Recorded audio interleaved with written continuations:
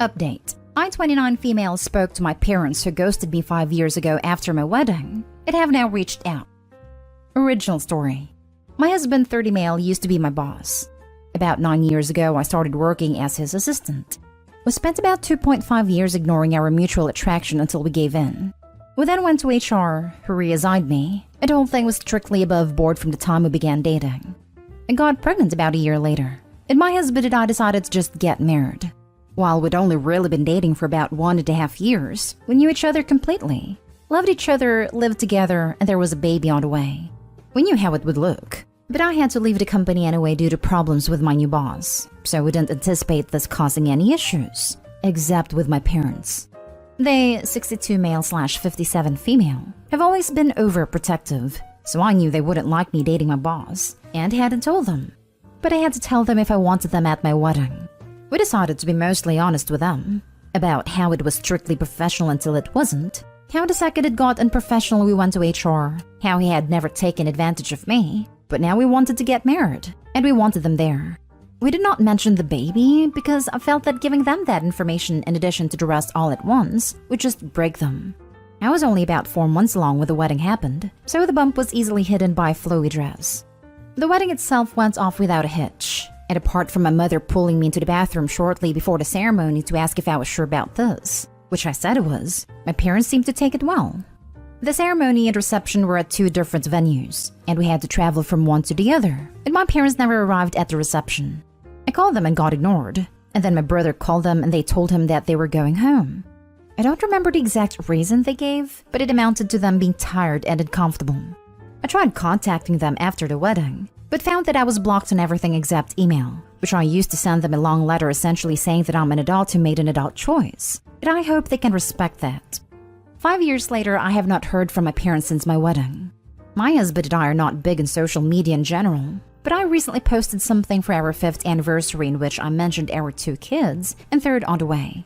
Within a month of making this post, my parents left a voicemail saying they saw the post, and having had no idea that they had grandchildren previously, now want to meet them. I haven't responded, and there have been a few follow-ups since, then asking why I haven't. I don't know what to do, but my gut instinct is that 5 years is too long, and it's about the kids, not about them respecting my choices or relationship. However, I can't help but feel that I am being unfair, and my brother agrees, because I told them in my mail that if they could learn to respect my choice in my marriage eventually, then we could talk, and now I'm retroactively applying a time limit. Edit. Can't find a way to work this inorganically, but my husband is not white. I am, as are my parents. I don't think this is a race thing or that my parents are racist, but neither does my husband, and we don't understand why they would want to meet our mixed-race children if they were, but this element is still gnawing at me. Should I reach out to them? If I did, how would we go about rebuilding the relationship? Now for the top advice before reading the update. How could you ever trust them not to just abandon your kids if they did something unauthorized? They've shown that they aren't willing to be loving. You can't trust people who don't know how to love. It's not even that they're not loving, but that their love is warped and conditional. It's based on whether Opie's actions aligned with her worldview, something I'm sure Opie was aware of as she lived with them for a number of years. Opie knew on some level that her parents wouldn't be happy or approve of her relationship. There was a lot of pretense built around that. It's like a rug that can't be pulled out from under you if they don't agree with what you're doing. That's not real love. That's control. You've buried a lead in your comments here. The piece of the missing puzzle is being named after your older sister who died before you were born. It sounds like you were a replacement child and they dumped you because you were no longer doing what they wanted. Especially with the added info of them talking a lot about your wedding day. They imagined your life a lot. It's honestly nothing to do with your husband being your boss in my opinion, and just to do with the fact it's not what they imagined for you.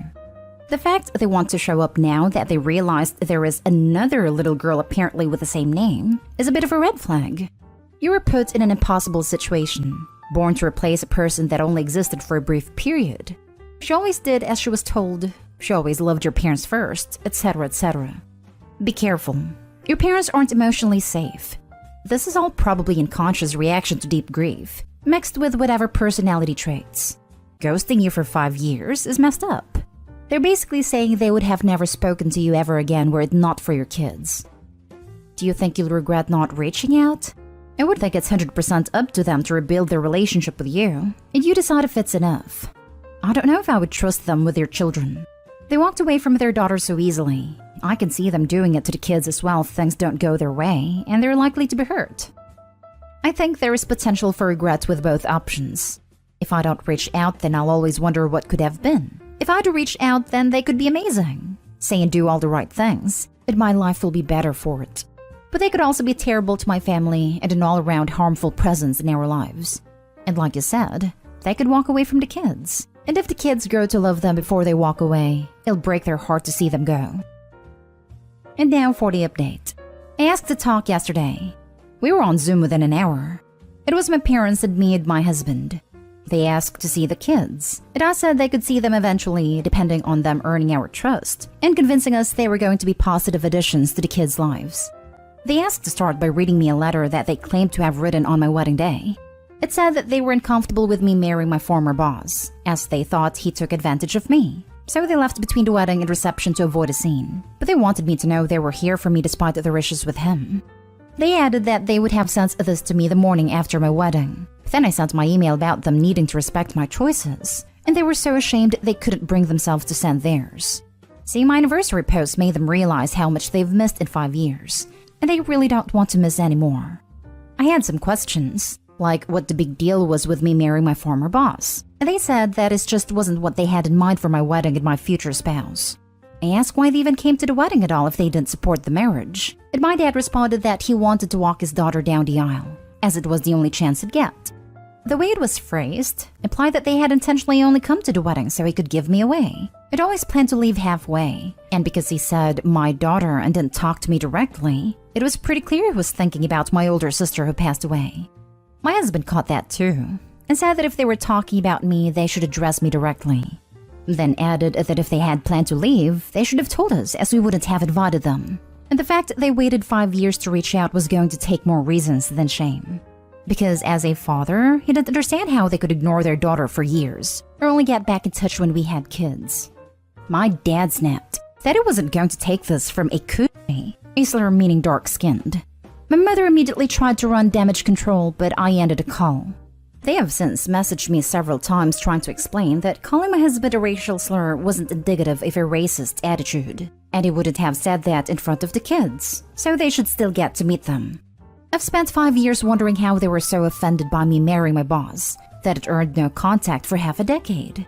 Turns out they're just that kind of people. It's almost nice to find out. If it was just the boss thing, I would have sympathy for them and we might even be able to reconcile. But with this, it's now just a question of if I'm going to knowingly expose my mixed-race children to a couple of racists, which I'm obviously not going to do. Calling someone using a racial slur out of sudden anger most definitely means they have racist attitude. Sometimes we need to cut out people from our lives to protect who we are. This time you are doing that and protecting your family. They have shown who they are, and cutting them out can mean cutting out the toxicity.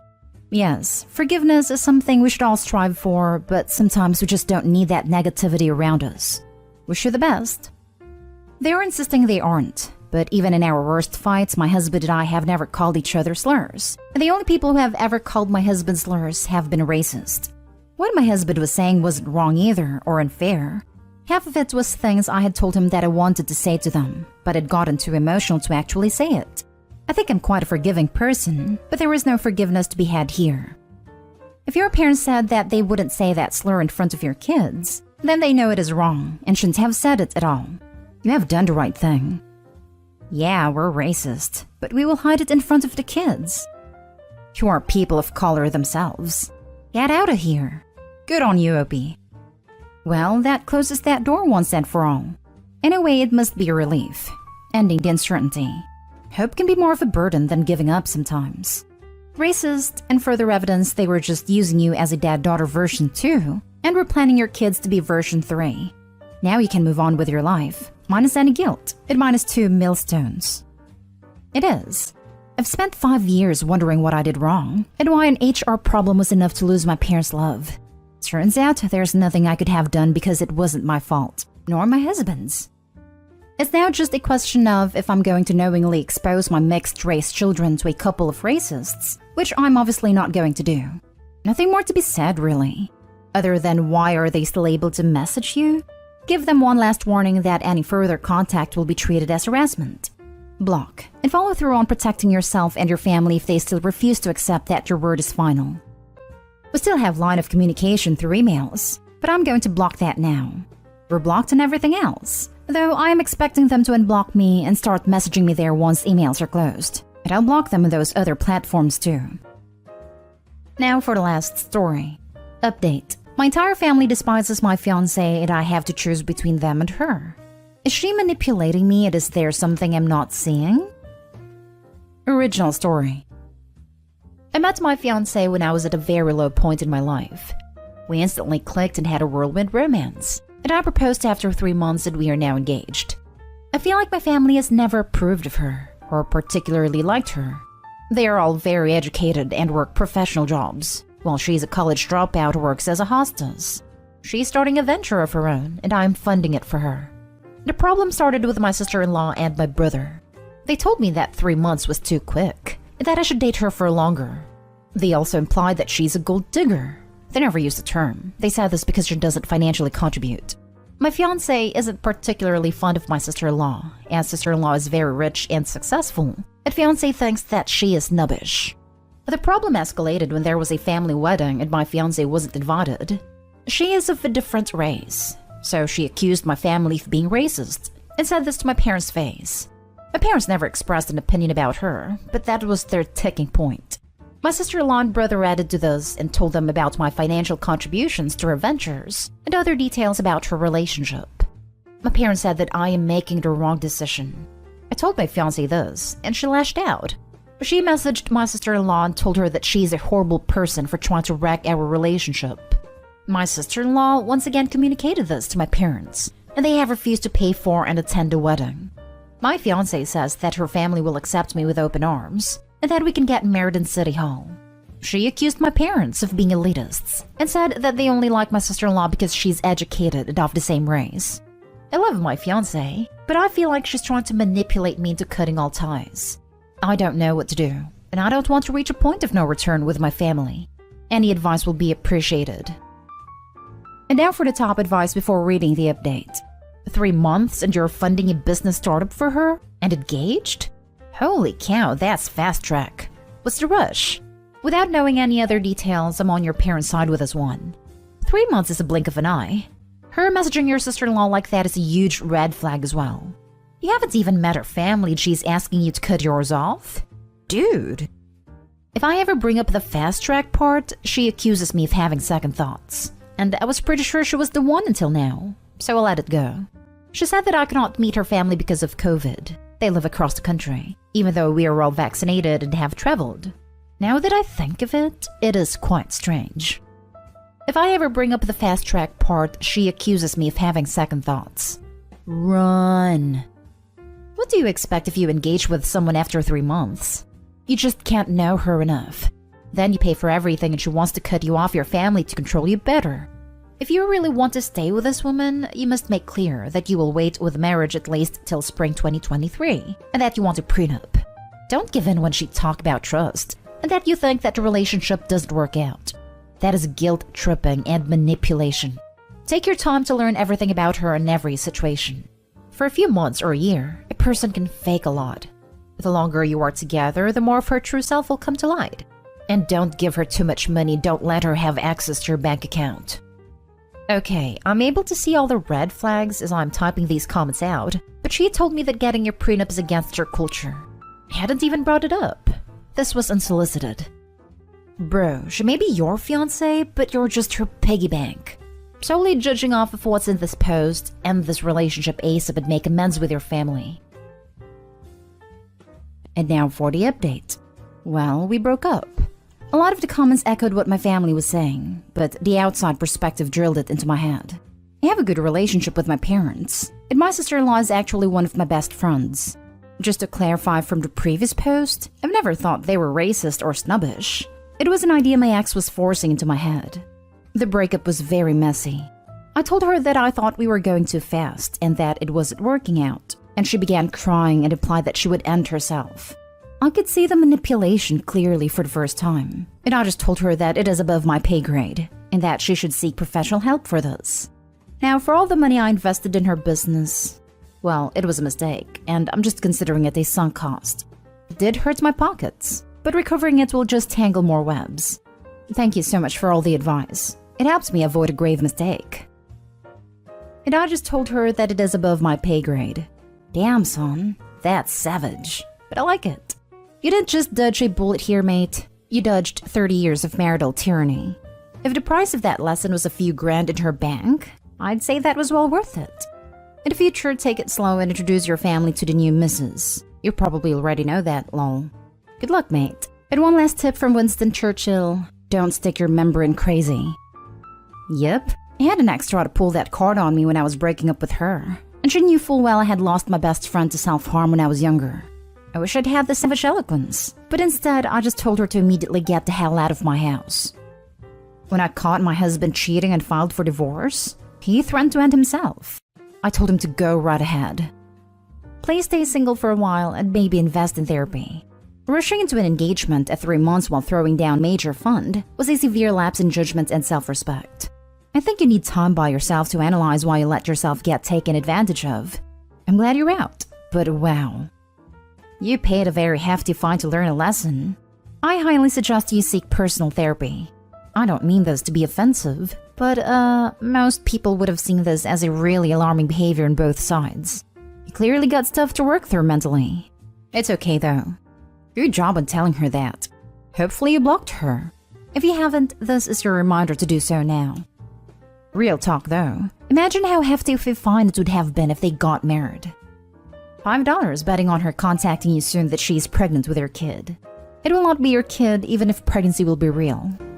Update. Am I the a-hole for not wanting my parents to be involved in my ex's new family? Original post. I was previously married for about 8 years. While we were married, my parents seems to never like my spouse. And more than once, I had to ask them to stop saying unkind things to her. They kept pushing us to have kids, but we never did.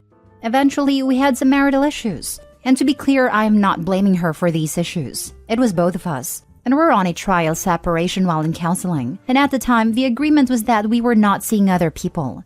However, suddenly my spouse was pregnant. And it was not possible that it was mine, as the last time we've been intimate was 2 months prior to her conception date.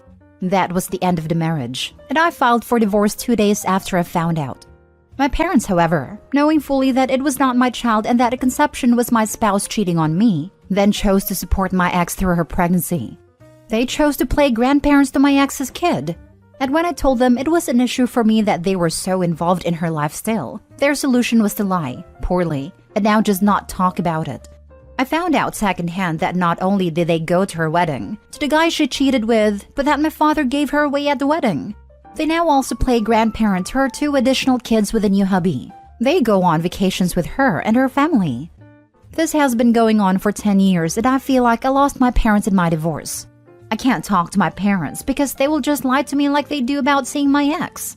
I found out, again secondhand, that my ex and her family are staying with my parents and are there with them today for Christmas, which explains why I wasn't invited when all my siblings were. My parents have said that they feel like I'm being ridiculous, and that is their Christian duty to look out for my child even if I feel like abandoning the kid is okay, which they say is mine because we were married when she got pregnant.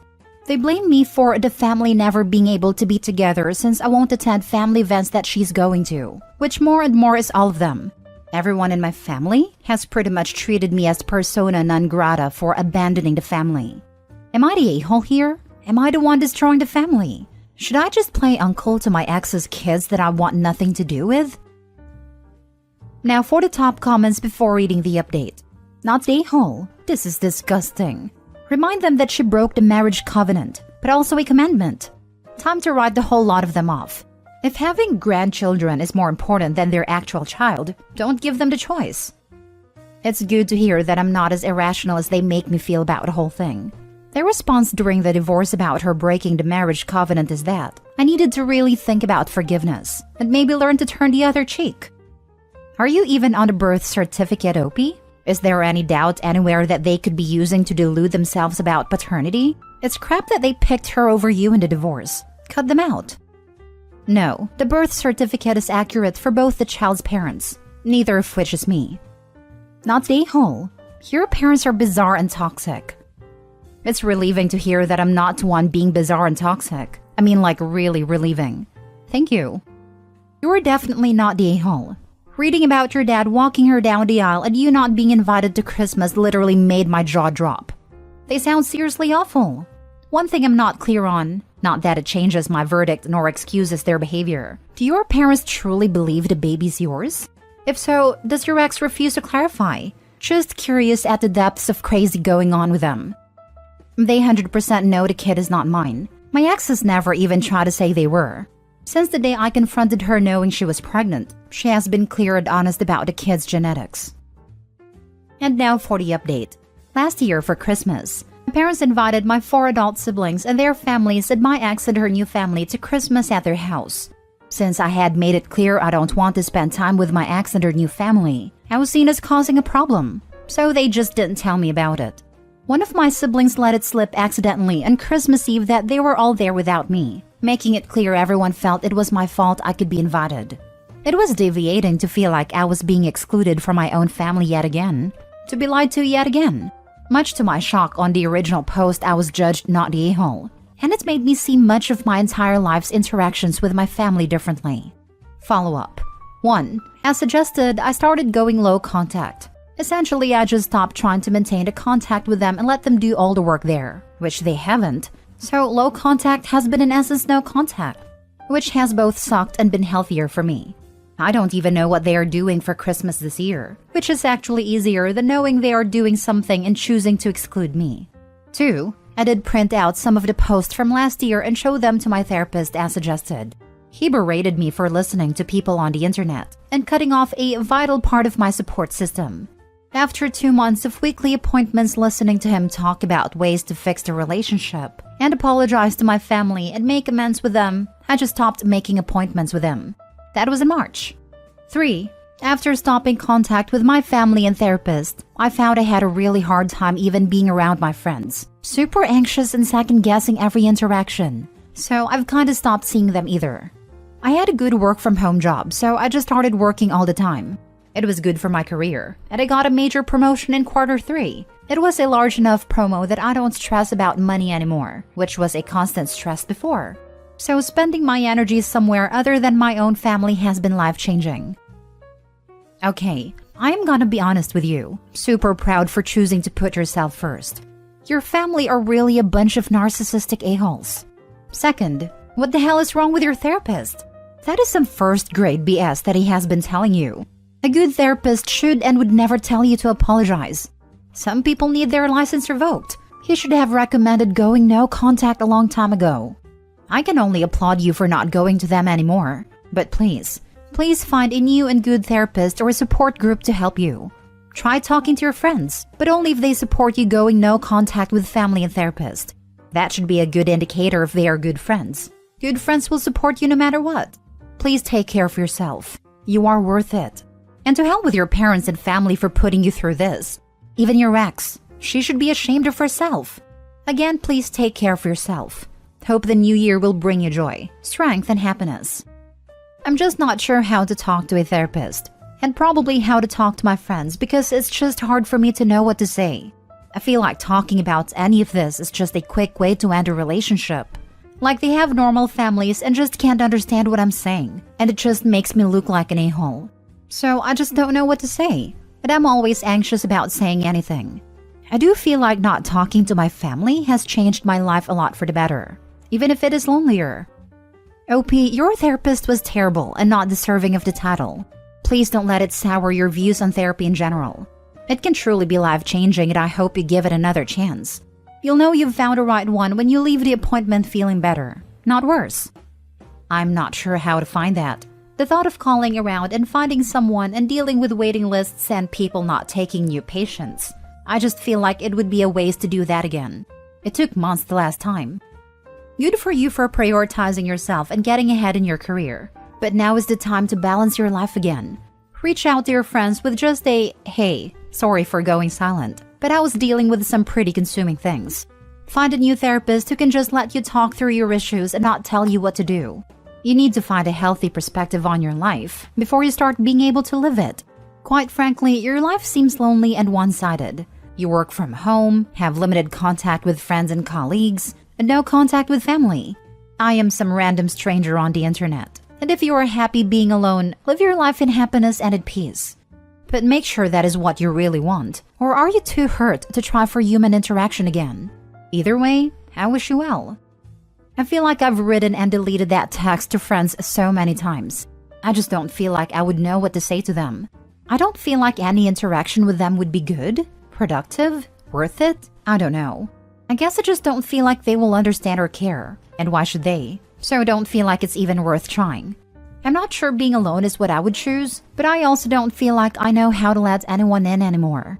I guess the reality is, once you understand just how much even your parents and siblings see you as disposable, it's really hard to be open to being thrown away again, especially by people you think are friends. So I deleted a text and keep them as friends. Next story. Am I the a-hole for telling the mother of my child's brother that he can't be on my son's life? I'm 25 and I was going to get married to my boyfriend Matthias, 26, in July. We were really excited to get married, but he died in a car crash. I was destroyed. My ex-best friend Christy was there for me. She always brought me food when I needed it and took care of everything in my house. The thing is, Christy is pregnant. I asked her lots of times who was the father, but she always said she didn't know. Then 6 weeks ago, Christy came to watch movies and eat dinner with me, and I asked her if she was going to do a DNA test to at least know who the father is. She suddenly started crying and said that she knew who the father was. It was Matthias. I went pale. I didn't say a word. She tried to hug me, but I pushed her away from me and told her to never talk to me again and blocked her everywhere. Then 2 weeks ago, I went to the doctor and found out that I was pregnant too. I made a post in my Twitter telling that I was pregnant. Somehow, Christy found this and sent me an email telling me that I should present my son or daughter to her son when they are born because they are siblings. I said no, I don't want my son or daughter to have any contact with theirs. She said that I was mean and an a-hole for this because the kids need to know each other, because they are family. I told this to some of my friends and they have really divided opinions. Am I the a-hole? Edit. Matthias died in October 2022 and we were going to get married in July 2023. Now I am 16 weeks pregnant. When I found out I was pregnant on January 8, I was 14 weeks. Now for the comments. Not the a-hole. You have nothing to do with that woman. If Matthias was alive, maybe. But you don't have any obligation to initiate a relationship with this affair child. You can leave that choice to your kid when they grow up. Thanks for your opinion. OP, no judgment for me. I would just point out that realistically, you might not have much control in if/how/when your kid knows about Christy's kid.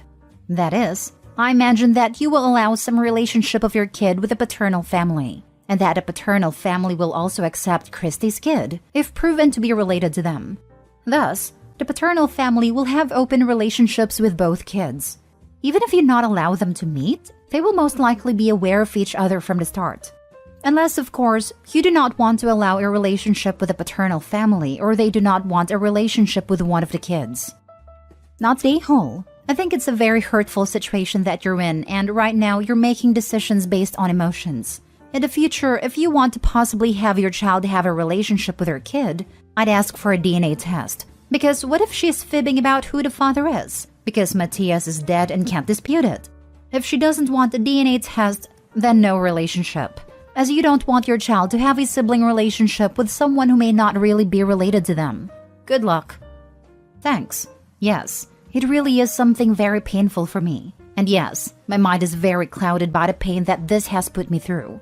Without a doubt, I will ask him for a DNA test to prove that Matthias is the father of her son. But it seems to me that she is telling the truth. I don't know why Christy would do that to me. Either way, she is not a very good friend to you. If she fibbed, maybe because she really doesn't know the father and just want to give her child a name and family. If she's not fibbing, then your boyfriend cheated on you with your friend. A friend who knew you were together and you loved him. Not a good friend to you. I know. There is no way I will speak to her again. I might reconsider letting the kids meet, but that's about it. Last story. Am I the a-hole for telling my half-sister to stop thinking of us as sisters?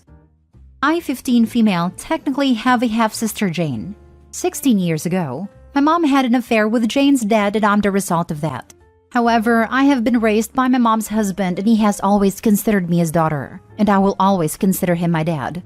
Jane's parents were engaged and didn't get married because of the affair, and her mom moved to another city before she was even born.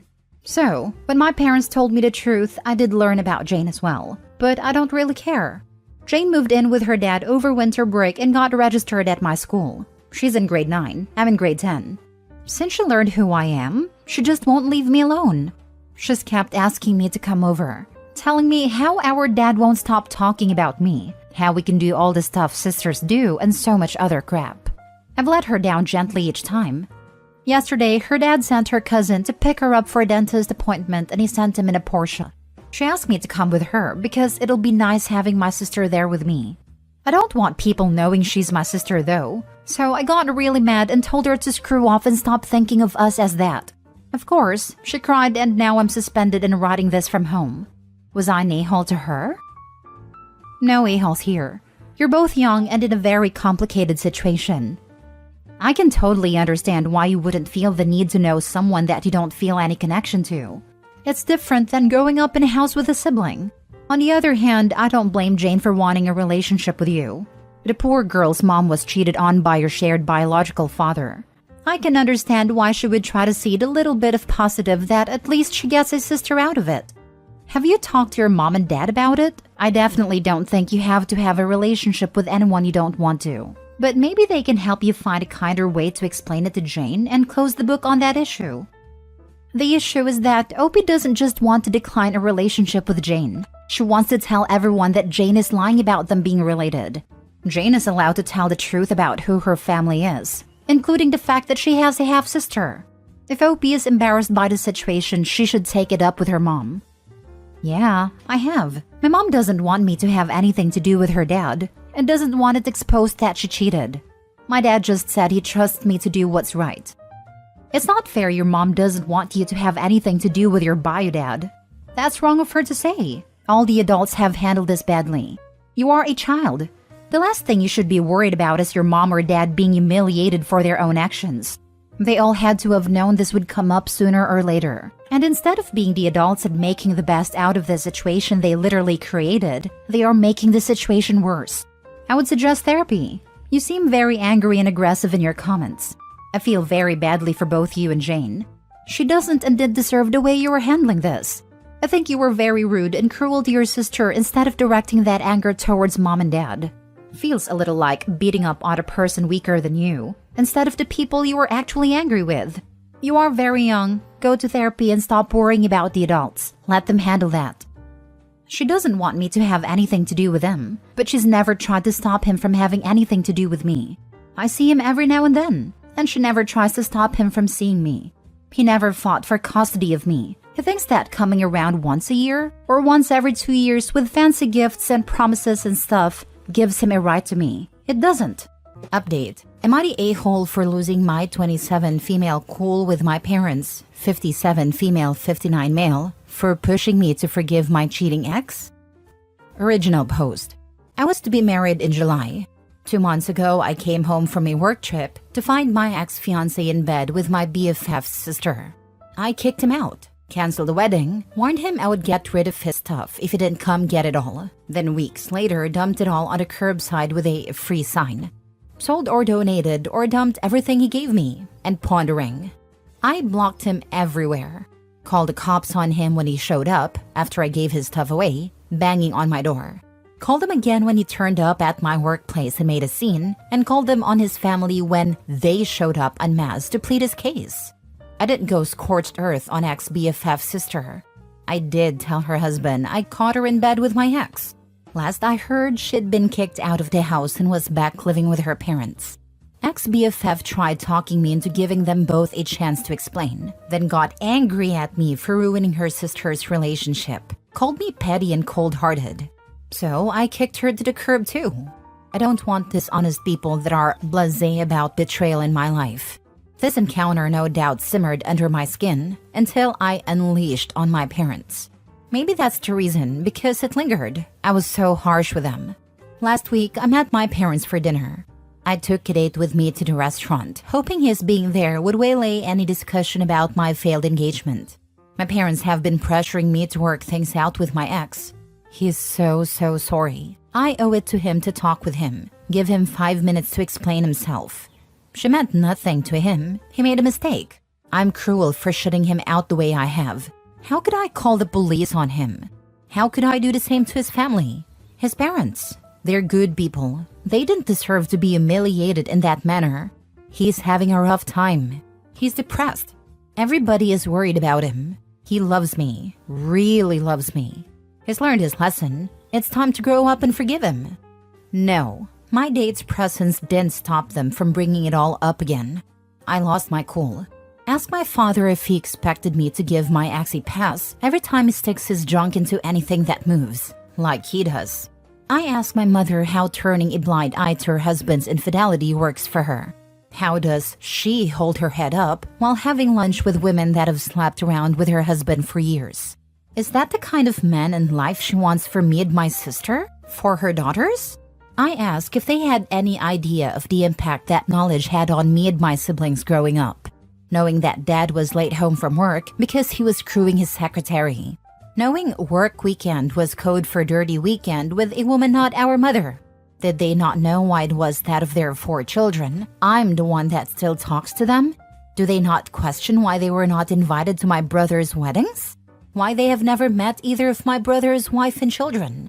Do they think my sister's silence is because she's being dramatic and throwing a tantrum? Really?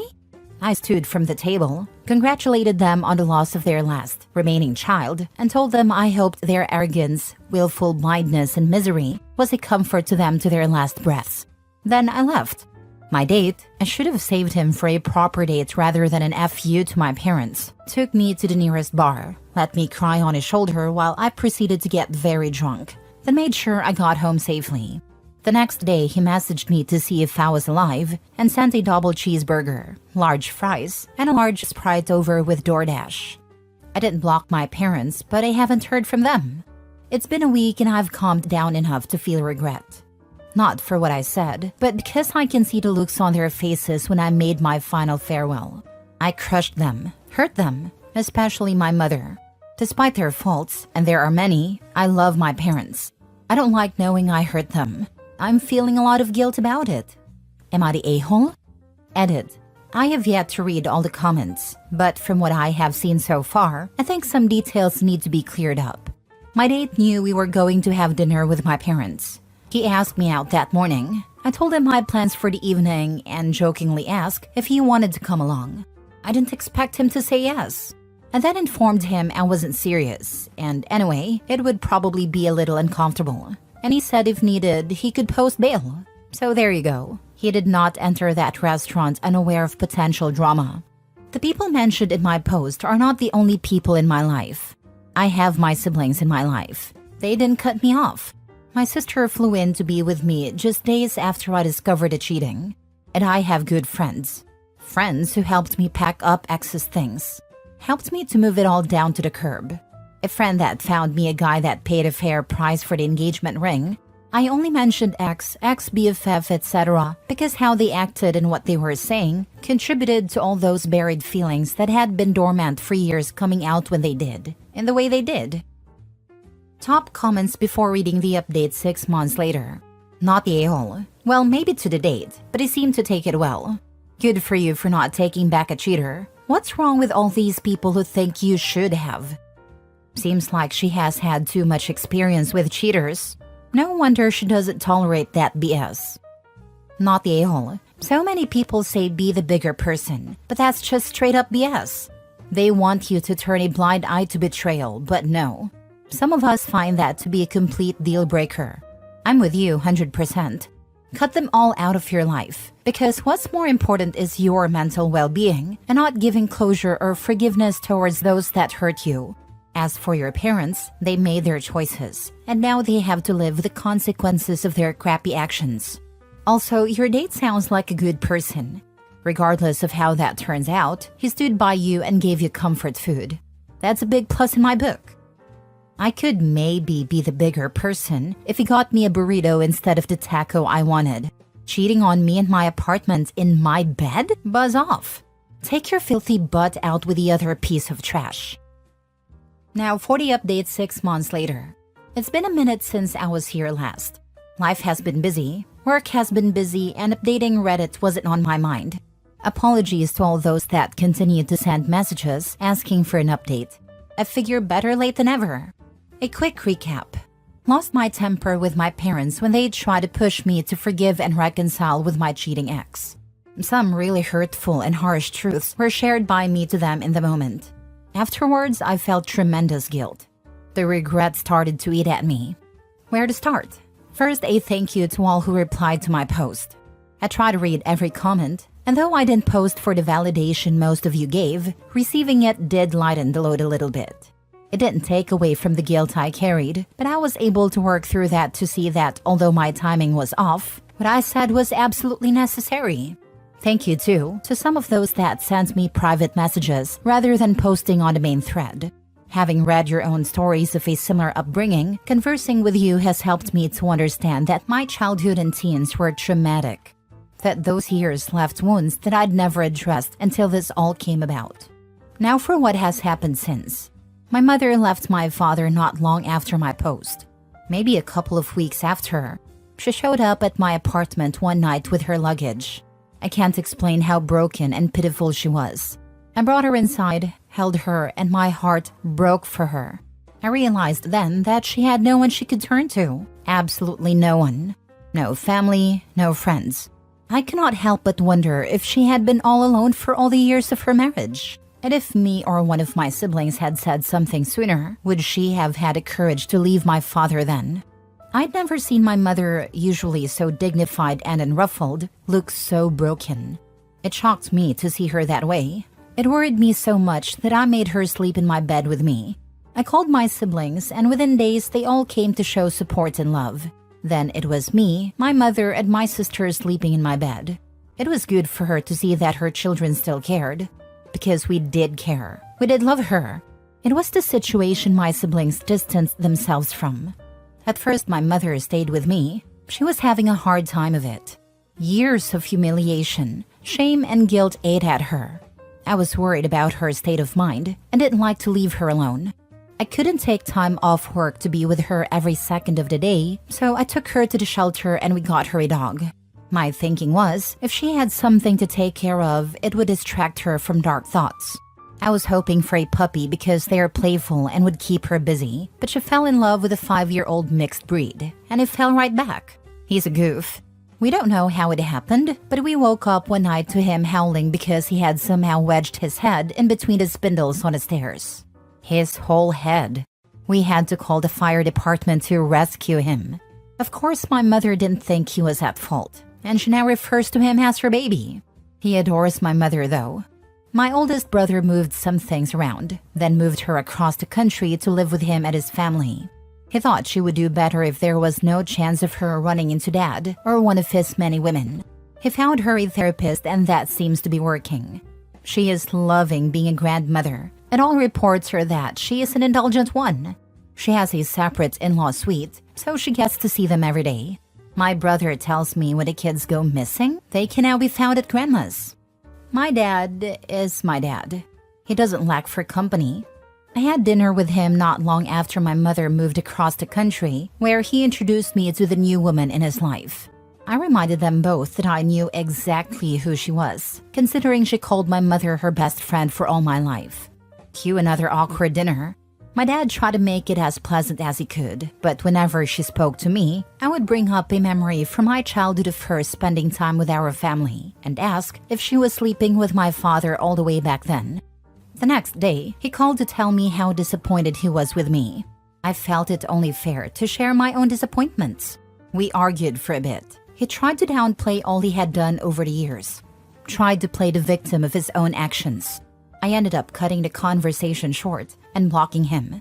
It was just over a month ago when he showed up at my door. I wouldn't let him in, and I'm sure that rattled him some. He told me he didn't want to lose me too. Say what you want about him, but he is my dad. I love him. I don't want to lose him either. He promised he wouldn't force me to interact with any of his women. So far, we have had a couple of pleasant outings that have gone well so far. I am cautiously hopeful that we can continue to be in each other's lives. As for me, well, I took that advice some of you gave me and I am in therapy. It is humbling to come to the realization that though you may think you're fine, you are actually not. It has been almost unbearable to face all that history and excruciatingly painful to dig through it all.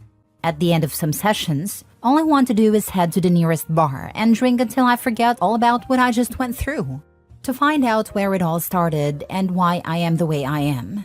I think therapy is one of the most difficult things I have ever done. I don't know how some of you have been doing it for as long as you have.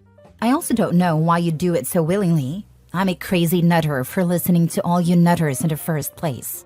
But it is helping. Now for the update most of you want. I cannot even tell you how many messages I continue to receive from people wanting to know about him. It was almost like you all were saying, "Girl, we don't care about whatever life crisis you're going through. Just tell us about the date." Well, I haven't replied to any of those queries because my post wasn't about him. Now, I figure in a roundabout way I owe you something because you all played a part in where we are today. I won't give you a rundown of everything that has happened between us, but I will give you a few things. He contacted me after seeing a podcast on YouTube. He sent me a link with a query, "Is this you?" It would be an understatement to say I was mortified. My mortification kept me from replying to him. I was so deep in my embarrassment that I didn't even bother to read the messages he sent me over the next couple of weeks. When I finally did read them, it was to find a whole heap of screenshots of people's comments. I'm going out on a limb by saying you don't need me to tell you the contents of the comments he was sending me. I eventually got back to him. It was difficult for us to make time to see each other. As I stated earlier, my life, both personal and professional, has been busy. He is also in life and work. We were only able to meet up for coffee a couple of times. I didn't think we were going to be able to grow a friendship, let alone anything beyond that. I've since learned that he is tenacious and persistent, like a dog with a bone. He kept at it until we found time to go on a second date. The date went well and led to another, then another. Then he introduced me to the two most important people in his life, his grandparents. His grandfather carves little wooden figurines, and I have since acquired a flock of wooden birds. His grandmother thinks I'm too skinny. She feeds me whenever I see her, and usually sends me home with food. He gets along with my sister and brothers. He came with me to visit my mother on her birthday and met them all. He was very gracious with her. I had him saved in my phone as Cheeseburger. He took issue with that because he bought me a double cheeseburger. So I started calling him Double Cheese and then shortened that to DC. He is still saved in my phone as Cheeseburger. He's an undercover Swiftie and I don't quite know what to do with that. I don't have anything against Taylor Swift, but I sure didn't pick him to love her. He did use his little sister and niece as cover for his Taylor Swift love. Now he uses me. I am fine with being so used. Not sure if your therapist recommended this book or not, but it's extremely helpful. Adult Children of Emotionally Immature Parents. I think it can help you navigate your relationship with them going forward, even though it sounds like you're doing a bang-up job already. I love how you called out your dad and your mom's old friend. I'll check it out. Thanks for the recommendation. Last story. Am I the a-hole for refusing to help my sister with her kids after she slept with my husband? I, 29 female, have been married to my husband, 31 male, for 6 years. My older sister, 32 female, has always been someone I looked up to, even though our relationship has been rocky at times. She's married with 2 young kids, and I've always gone out of my way to support her and be the best aunt I can be. Okay, so last year, I found out that my husband cheated on me with her, sending nude pics, etc. I found out through these text messages. It completely broke me. When I confronted both of them, they apologized profusely, and my husband swore it was a mistake, and that he wanted to work things out. My sister cried and said it was a one-time thing, and that she was so ashamed. As far as I know, pics were exchanged, but nothing happened between them in real life. But honestly, I could never look at her the same way after that. I decided to try to make my marriage work, which looking back, I'm not sure was the right decision. But I completely cut my sister off. I didn't talk to her for almost a year. My family knows about what happened, but they've tried to brush it under the rug, saying people make mistakes and that I should forgive her because she's family. Now here's where things get messy again. My sister's husband had to go away for work, and she's been overwhelmed taking care of their kids on her own. She reached out to me, begging for help. She said she's exhausted and really needs a break, and that her kids miss me. I told her no. I'm still furious about what she did, and I don't feel like I owe her anything after what she put me through. She started crying, saying she's sorry and that I'm being cruel for punishing her when she's already feeling so guilty. My parents are now siding with her, saying that I'm being heartless and that I need to let it go for the sake of the kids. But honestly, I just can't. The betrayal was too deep, and I'm still working through the pain of what happened. I feel guilty about not helping her kids because I love them, but I don't want anything to do with her right now. So, am I the a-hole for refusing to help her even though her kids are innocent in all this? Now for the top comments. Let your parents help her out if they care so much. Maybe a part-time babysitter or something, but not your problem. Many of us raised kids with no family around to help at all, so it can be done. Not the a-hole. Yeah, not the a-hole. Your sister crossed a major line and you're still hurt. You have every right to set boundaries, and just because her kids are innocent doesn't mean you owe her anything after what she did. It's not your responsibility to help her, especially when you're still trying to heal. Your sister. She betrayed you in the very worst way you can hurt someone. Where was her family loyalty when she was sending him nude pics? How disgusting. Morals of an alley cat. And now when she needs a babysitter, she's come crying to you? Nope. No way. Actions have consequences. This is it. Not the a-hole whatsoever. You don't owe a damn thing, including forgiveness. She betrayed you in the most horrible way. Your husband? He deserves the same. I don't know where the two of you are at in fixing your marriage, but I don't think he deserves the chance or the forgiveness either. He is just as guilty as your sister. Update. Am I the a-hole for not paying for my stepbrother's tuition? Original story. 9 years ago, when I, 26 female, was 17, and my brother, 19 male, was 10, our mother died after suffering for a long time due to a chronic illness. Long story short, I got severe depression and my dad remarried within a year. I got along with my stepmother and my stepbrother, 18 male, quite well. Then my dad kicked me out on my 18th birthday and my boyfriend took me in. I put myself through 4.5 years of college by having an almost full-time job. After graduation, I landed a managing job with insanely good salary. And I was able to pay the rest of my college debts and save a decent amount. My brother is my everything since he is all family I've left. August 2019, he told me our dad is kicking him out too, and my boyfriend and I took him in to live with us on 3 conditions.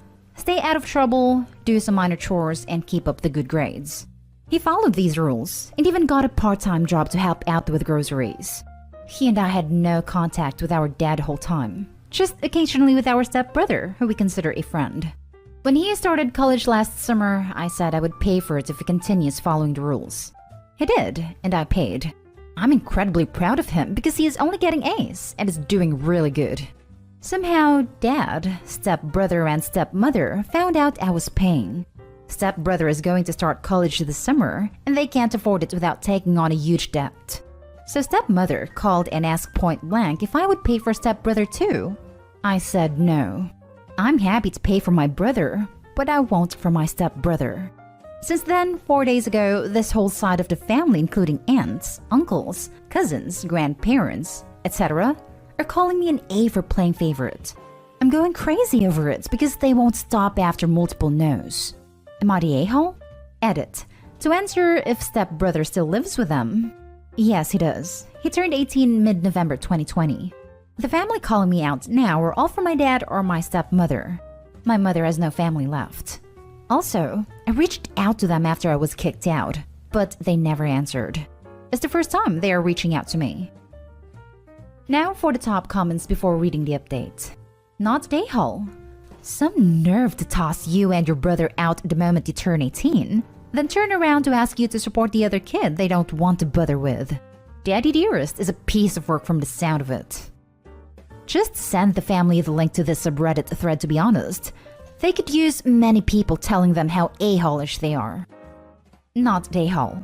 Call them out for kicking you and your brother and ask why this parenting suddenly showed up for your stepbrother. If your dad says crap again, tell him he should have been more frugal with his savings when his dumbass decided to have 2 kids and pick up a third, and be enough of a bum to not afford sending a single one to college. Also, it's your money, not theirs. Your family's going to witch and moan unless you cut their crap from the get-go. I mean, really drive it in how little you care about their opinion. Now they have no say since they weren't this outspoken when you got kicked out. Side note, I was in a similar situation and had nobody there to help me. So reading this made me really feel for you, OP. Proud of you, and hope you and your brother succeed with everything you do. Yeah, Dad should definitely pay for stepbrother's tuition because he paid for his children's... Oh wait. No, I mean they should definitely toss stepbrother out as soon as he turns 18 and not care what happens to him, same as Opie and her brother. Now they can relax and not have to bother making all those phone calls. Not a-hole. They have a record of kicking you and your brother out of the family home. I suggest that your father and stepmother save themselves a bundle of money and kick out the stepson, since he's now 18 years old. How ridiculous that they expect someone that they kicked out of their lives should finance the education of someone that they kept at home. Look at how much money that they saved over the years by throwing out teenagers at the age of 18. It's not your problem that they failed to save $1 for stepbrother's education. Not a-hole. What's with all the people in this world thinking they're entitled to other people's money? I honestly cannot wrap my head around it. Sounds like you lived with stepbrother for less than a year before being kicked out. If you're not as close to him as your brother, your dad only has himself to thank for that. It's only natural that you might favor your brother over your stepbrother. Also, sounds like stepbrother hasn't gotten kicked out yet, and his parents are at least willing, if not able, to support him. There's also nothing stopping him from doing what you did, getting a job and supporting himself. Where were all these family members when you got kicked out at 18 and had nowhere to go? Why don't they all chip in and pay for stepbrother's tuition if they're so concerned? And now for the update. A few hours after I posted this, I started to dig because I was wondering how they found out I was paying for my brother since no one apart from me, my boyfriend, my brother and my bank agent know. Turns out, a friend of my stepmother works in the administration office of the college and she told my stepmother I was paying. I went furious as this is a clear violation of confidential information, and I'm currently working with my lawyer to sue her for this. Now onto the real issue. Shortly after I posted, I reread the texts I got from my extended family. To me, they seemed off. Something was irritating me and I figured out what exactly. It was the way they accused me and blamed me that ticked it off. So I called in a Zoom meeting. It turns out that when my father kicked me out, they told them it was my choice to run away, and he is disappointed by his child. Told the same story about my brother when he kicked him out too. That's why they never reached out to me. However, they had 9 years to do anything, and they never did, so they are out of my life. I blocked them and don't want to hear from them again. As to my father, stepmother, and stepbrother, called me again and again and again. I continued to say no, and after learning they lied to everyone, I didn't bother to answer their calls again. I blocked them after that. My brother and I decided to go completely no contact with everyone from now on. I'm a bit sad that I won't be able to talk to my stepbrother. Like I said, we had a quite good relationship like friends. But he supported and agreed with my dad and stepmother's way of talking to me, so I see no point in investing time in this relationship. Guess he was also just interested in the money, or he would have acted otherwise. They tried to blame me that I'm responsible if my stepbrother doesn't get a good job, but I just don't care. I had to manage it myself when they didn't give a damn, so I'm not going to give in. My brother, boyfriend, and I are moving in another city 45 minutes away next week anyways. Planned for months now, so it has nothing to do with us. So I won't be likely to bump into them. We lived in the same city until now, and even though it's fairly big, there was always a chance of bumping into each other. I don't think they know it, and I'm not planning to tell them. If they find out, I don't care. To me, they don't exist from now on, and my boyfriend, my brother, and I will continue to live together as our little family. Also, because some people ask, My boyfriend has a big family, but they live on the other side of the world, so I only have seen them twice in the 10 years we are together. Again, thank you so much for all your kind words. Your lawyer is going to have a field day with that employee. If they aren't fired already, they will be when the case gets settled. Colleges generally settle these complaints. They were already put out of office after I filed a complaint. Be sure you save any emails, texts, and voicemails as evidence of you getting harassed as a direct result of that employee's choice to violate your privacy. I think I'm most disappointed to hear that your stepbrother, whom you considered a friend, if not quite family, was behaving just as entitled as dad and stepmom. Very glad to hear that you're moving your new little family away from all this drama. Yeah, but you have to wonder what her parents told him. I mean, if they told the entire family that she and her brother ran away, they could have easily told the stepbrother that she had promised them she'd pay for it and is now backing out. I'm glad you're pursuing a case against the friend of your stepmom. That is outrageous. That's beyond messed up. I'm glad you cut them out of your life. You have your real family already. So true. And it really makes me wonder why on earth her extended family never thought to reach out and ask why she ran away. Now for the next story. Am I the a-hole for buying my own laptop after my dad said I had to share the one he gave me? My dad got me 17 male, a used laptop last year for my birthday, and I use it for school and to write stories. But then his wife's son, 12 male, wanted to use it too. So now he said I have to share with him. He uses it for hours. He freaking messed up the keyboard because he eats when he uses it, so they're all sticky. A few times he's messed up with my stories that I have saved, either adding his own stuff or accidentally deleting. I got fed up, so I told my dad I don't want to share it with him anymore if they're not gonna make him stop messing with it. My dad said he bought it, so I can't say anything unless I buy my own stuff. I have my own part-time job and have my money saved up. So what I ended up doing was going to Best Buy and buying myself one. This one was a lot nicer too since it's not used. Now her son is mad because he likes this one more, and my dad is pissed that I bought another laptop. He called me ungrateful for not appreciating my birthday gift, and it wasn't a big deal letting her son use it. He's not telling me I need to share it because I think he knows he'd kinda be a hypocrite for telling me to buy my own stuff if I want to have a say, but they're still mad at me. Am I the a-hole? Now for the top comments. Not the a-hole.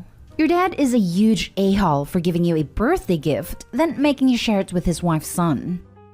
Yeah, like, I'm not opposed to giving a gift with the intention of making a group of people share, but A, that intention should be made up front. B, there needs to be ground rules set about said items use, especially when at least one of the parties sharing is a child. And C, it shouldn't be done for an occasion where the expectation is to give personal gifts. Birthdays, graduation, other personal milestones. I agree with most of this, except that it needs to be personal for a birthday gift. If the expectation is that it's a shared gift but you're the one receiving the most benefit, it's still fine for personal holidays. That is, family car on 17-year-old's birthday. In this case, the a-hole to me is that he's pissed that he bought his own because he decided he didn't want to share it anymore. Not the a-hole. Has given you a gift, then demanded you allow someone else to use it. That someone has messed up your gift and its contents, and your dad did nothing.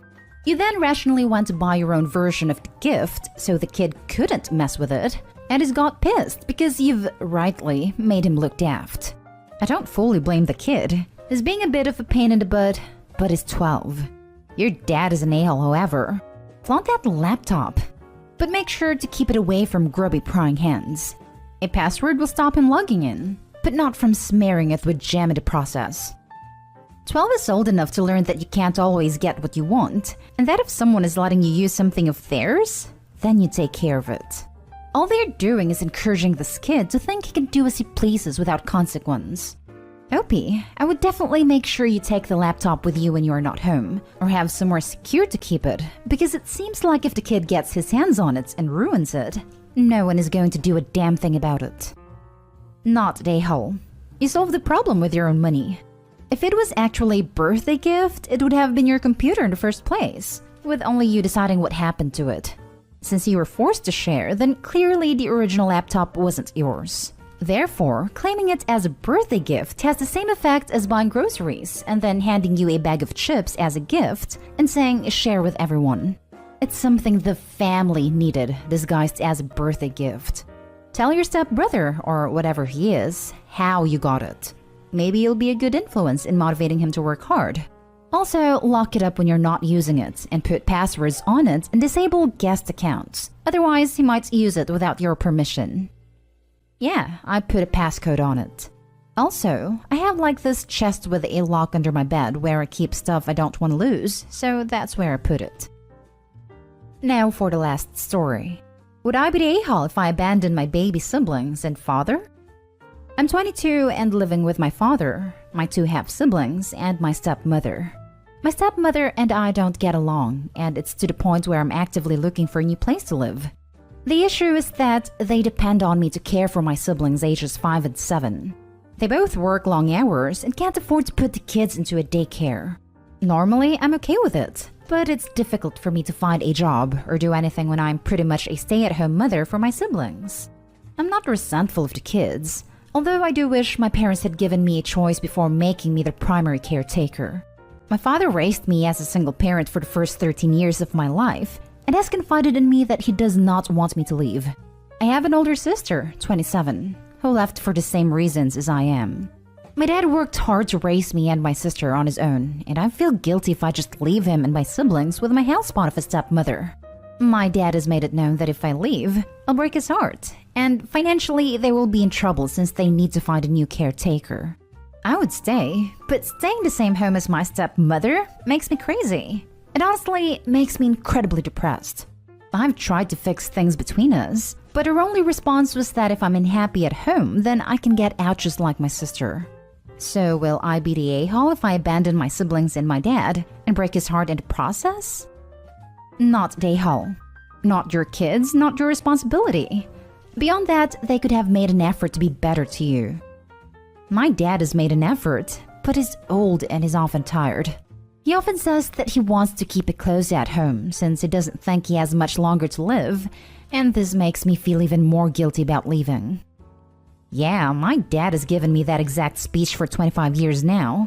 He's still here and still being manipulative. That's what that is, manipulation. Not the a-hole. Their kids are not your responsibility.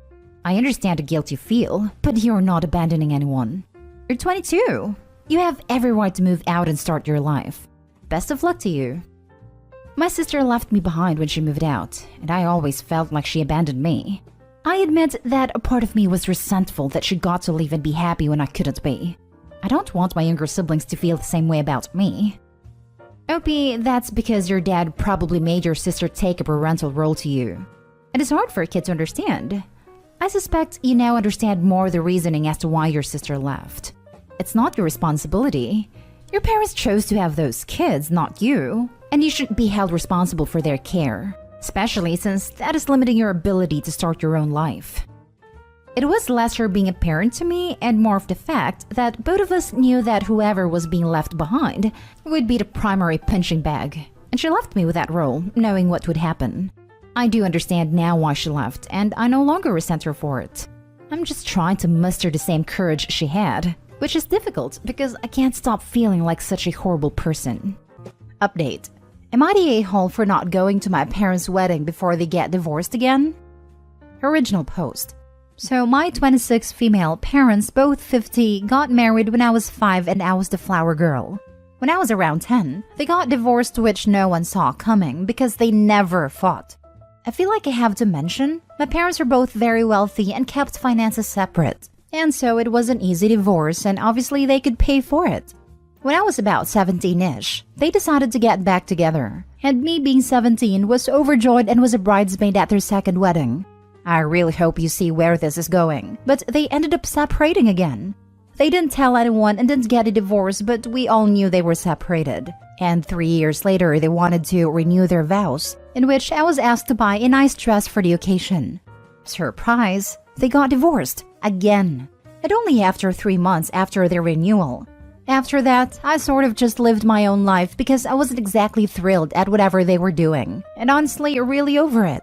So, a few days ago, I got an invite in the mail to my parents' third or fourth wedding after 6 years, and so I called my mom about it. She was super excited and told me I was old enough to be her maid of honor and that she wants me to buy a $1,500 dress. That's a solid no for me. I told her I'd be her maid of honor, but I'm either going to wear the original bridesmaid dress, which is a cream color, or the other nice one I got, which is brown, because I'm not buying a $1,500 dress. She freaked out and told me that those don't match the color scheme, which is pink and green, and that she knows I can't afford it. Which is true, as I got an inheritance from my grandfather's passing. However, when my fiancé and I moved in together, he made clear he didn't want me to be paying for most things, and he wants to do it 50-50. So, we got a small apartment that he could afford to pay his share of, and all of my extra money is in savings/college fund because we want a large family of 5 to 7 kids, and they are, well, expensive. So I reminded my mom of that and told her that I also would like to use my money on other things that won't be worn once, and I'll have to buy a new one every 3 to 6 years. My mom called me a spoiled brat, and that I'm wasting my privilege, I have no words, and that I'm telling her I won't be part of my own parents' wedding. I told her that I was going to be willing to show up to the wedding and not be the maid of honor, but at this point, I'm not showing up at all, and told her to call me when they get their next divorce. I hung up and got a slew of nasty emails from my family throughout the day, and my friends are divided if I made a right call, with the premise that they are my parents. Am I the a-hole? Now for the top comments before reading the update. Not the a-hole 100%. What the heck? Who marries and divorces the same person multiple times? You're completely in the right not wanting to spend that much money for a one-occasion dress, when they most likely will divorce again, and you're gonna need the money with so many kids planned. I'm starting to think it's because no one else wants to get with them. I don't suppose the thought of just living together without a marriage certificate has occurred to either of your parents. Oh, a couple of their friends have suggested it, but they want to prove their devotion to each other, or some BS like that. I'm pretty sure the divorce papers prove otherwise. Not the a-hole. If they're both well off, why can't they just buy the dress for you? It's their 4th wedding and she wants you as the maid of honor, so it makes sense for her to just get the dress for you. Asking the real questions here. I cannot imagine going to someone's 4th wedding after 2 divorces at a separation. And not even like they keep marrying the wrong person. The same couple. Yeesh.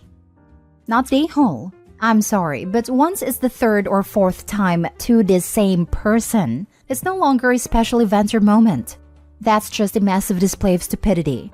It's totally reasonable that, if they are doing this every 5 years or so, to say that either they really should not be together, or that they really just want the attention. Though to me this situation reads as 2 people who are not compatible, but can't stand not having someone to give them attention. If she lets you go, I recommend a book on divorce as a wedding gift. I think they need it. Or maybe a book on self-love. And now for the update. Hi guys!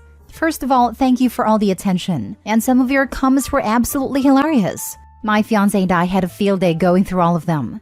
A lot of people suggested just making my mom pay for the dress, but I was debating the suggestion of just being a guest, though a lot of you agreed with me to just not show up. I ended up calling my mom and was going to make a decision with however it went. She started off the conversation that she didn't need me to be part of the wedding party because her and my dad were having trouble having the best people, meaning no one will do it again, lol. So they were going to scratch that part of the wedding and it was all about them anyway. So I told them I was coming as a guest, and after, I made plans with my cousin to give me a lift, so I wasn't spending a single cent on going to their wedding. Now, my fiancé and I go over to their house for dinner once a month, so we went over there Saturday. As I mentioned before in a comment or two, my fiancé grew up financially insecure, and so I struggled with convincing him to do something nice for himself once in a while. I did, however, just convince him to spend part of our savings to do a really nice honeymoon in Greece since we are doing a small wedding.